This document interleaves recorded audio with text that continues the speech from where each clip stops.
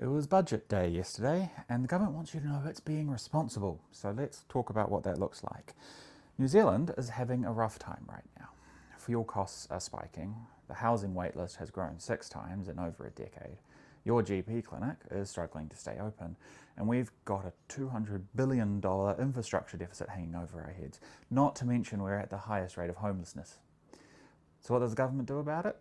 They spend $1.7 billion on 16 kilometres of highway in the Waikato. They take $31 a week off 84,000 of the most vulnerable households in the country and shuffle it off to some private renters. They axe fees-free tertiary education, saving about $1 billion on the backs of students.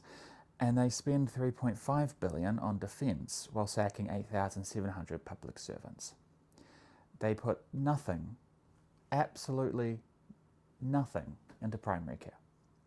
The health headline is $5.8 billion, but that's mostly just keeping up with hospital cost pressures. We still spend under half the OECD average on keeping people well in their communities. That doesn't change today. They did increase some for some enrolments, but that's coming out of New Zealand Health's already stretched budget. So what does this indicate? That the government knows the wheel is stuck, but they're just going to keep pushing the car as hard as they can. Every problem in this budget is expensive and downstream.